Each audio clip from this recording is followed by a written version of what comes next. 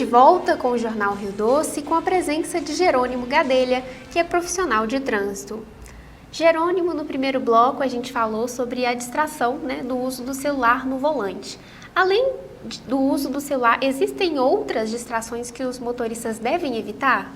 Sim, com certeza tem, Além do telefone celular, hoje está sendo muito comum a questão da música, que é legal você ouvir música ali no seu carro, é legal, mas o que acontece? Tem pessoas que estão utilizando fone nos ouvidos.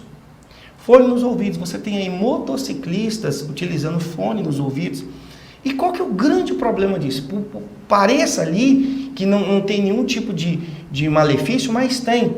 Porque uma vez que você ocupa ali a capacidade que você tem de estar prestando atenção no trânsito, de ouvir um veículo que está se aproximando, de ouvir alguém que às vezes está gritando porque está querendo te dar um alerta sobre um risco de um acidente, São situações que você tem que estar 100% conectado no trânsito com a sua audição, que é um dos sentidos que a gente tem, que é de suma importância. Então, quando você coloca um fone de ouvido, por mais que você fale assim, não, eu estou colocando baixinho, de forma que eu ainda estou escutando o trânsito. Não é verdade. Tirou a sua atenção, tirou a sua capacidade de agir de maneira rápida e eficiente no trânsito, essa questão do fone dos ouvidos e muitas outras coisas. Tem a questão da falta da utilização do cinto. A pessoa não se atenta que ela tem que chegar, antes mesmo de dar partida no veículo, ela tem que já colocar o cinto de segurança.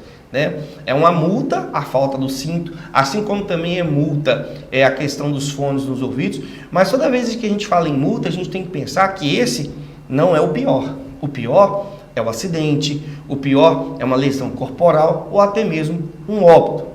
Então as pessoas têm que prestar atenção nisso. Às vezes a pessoa está distraída, ela deixa de olhar para frente e olha para os lados, porque está passando ali em frente a uma vitrine de loja, e às vezes o trânsito ali intenso, de grande movimento, uma olhadinha que você dá para o lado e fica encarando alguma coisa, é o suficiente para dar uma batida no veículo que está à sua frente, ou derrubar um motociclista também, Então são situações bem perigosas. E se tratando de condições adversas, como por exemplo chuva intensa, neblina, que precauções que os motoristas devem tomar nessas condições? Olha, em qualquer lugar do Brasil, você tem que ter cuidado quando começa a chover, Isso é fato. Porém, o que o motorista tem que avaliar é a sua região, é a sua cidade, é o local onde ele está ali inserido com o seu veículo. A sua cidade, ela tem um histórico de quando começa a chover, as vias começam rapidamente a subir o nível, a ter uma pequena alagamento? Sim, aqui em alguns casos nós temos isso aqui. Uma chuva intensa, dependendo da quantidade de água que cai ali em apenas 1 hora, 2 horas, você tem o centro da cidade rapidamente alagado. E isso, é claro que a administração tem tentado resolver da melhor maneira possível, mas gera esse problema. E aí você tem que tomar muito cuidado, você deve evitar passar com o seu veículo onde o nível da água está acima do meio da roda. Mas, se não tiver jeito, se for uma situação que você tem que enfrentar aquele alagamento ali, a gente sempre até ensina isso em sala de aula para os alunos, que é uma técnica que você engrena a primeira marcha, que é a marcha mais forte do veículo, e em nenhum momento você descansa o pé do acelerador. Você vai acelerar constantemente, ou seja, uma aceleração constante, para que a água não consiga acessar o seu motor pelo escapamento, porque é ali que ela entra. E se a água conseguir acessar o seu motor, você pode ter certeza que é um prejuízo gigantesco. O seu carro vai parar ali na hora, vai acontecer o famoso calço hidráulico.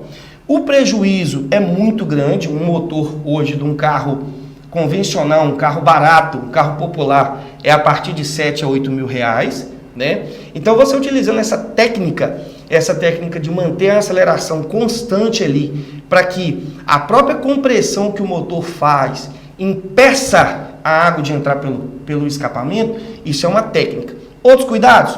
Cuidado ao parar o veículo embaixo de árvores, em época de chuva.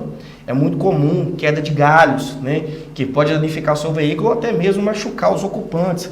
Então são situações que tem que tomar muito cuidado, né? Na neblina ou na cerração, evite sair com o seu veículo, por causa da questão da visibilidade. Mas, se por algum momento você tiver que adentrar a neblina, que é uma situação que você foi pego e não tem como, você não pode parar dentro da neblina, dentro da cerração. De hipótese alguma, você pode parar. Você segue, né, mantém o seu farol baixo. É uma situação de urgência, ligue o pisca-alerta, né, porque a lei prevê isso. Ligar o pisca-alerta em situação de urgência e emergência e vai, segue reto. Não para, porque se você parar, pode vir um outro veículo atrás e bater em você e as consequências também podem ser fatais.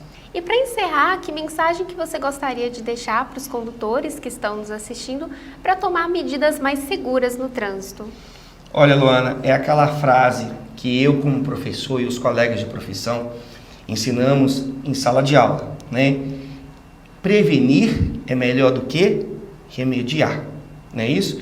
Então, é a utilização da direção defensiva, que é uma das matérias que nós ensinamos aos futuros condutores e é uma das matérias mais importantes talvez do que a própria lei em si, porque a própria lei, a própria direção defensiva fala que é de suma importância você obedecer à lei, claro, mas a direção defensiva, ela traz recomendações, como você tomar todos os cuidados antes mesmo de colocar o seu veículo em movimento.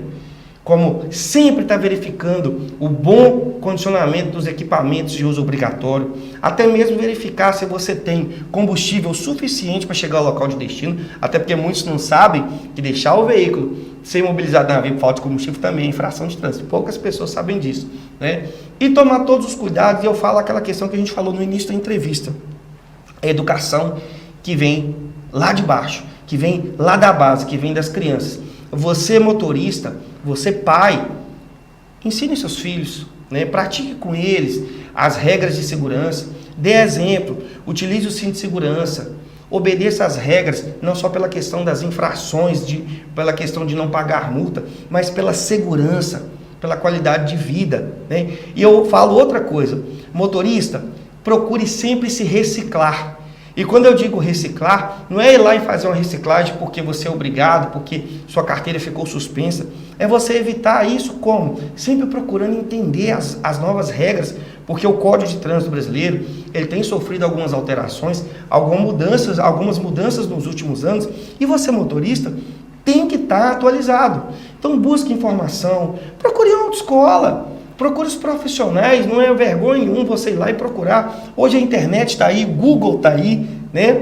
Apesar de que existem algumas informações que são os fake news, mas procure a informação correta e se atualize sobre as regras de trânsito. Veja na internet, no YouTube, formas de maneiras de conduzir seguramente, né? Técnicas de manobra que você vai fazer para não bater o seu veículo, para obedecer às regras e dirigir com segurança. Tudo isso é buscar esse conhecimento, essa conscientização sempre. E o mais importante, seja calmo no trânsito, seja solidário, evite brigas, atritos, discussões, passa a sua vez, deixa aquele motorista que está mais apressado ir, sem discutir. A gente vê tragédias no trânsito de pessoas que começam a discutir, brigar, porque sabe que o direito é dele, mas quer impor. E às vezes é muito melhor, como a própria direção defensiva fala, você ter segurança ao invés de ter razão.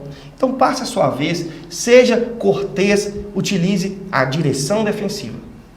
Certo. Jerônimo, muito obrigado por ter vindo e por ter aceitado participar da entrevista. Eu agradeço, né? Me sinto muito honrado, estou à disposição, sempre que precisar. O assunto do trânsito, ele é vasto, ele é gigantesco, tem tanta coisa para a gente falar para os motoristas sobre as infrações autossuspensivas, então estou aqui sempre à disposição. Tá joia? O Jornal Rio Doce de hoje vai ficando por aqui. Uma boa noite para você e até segunda-feira.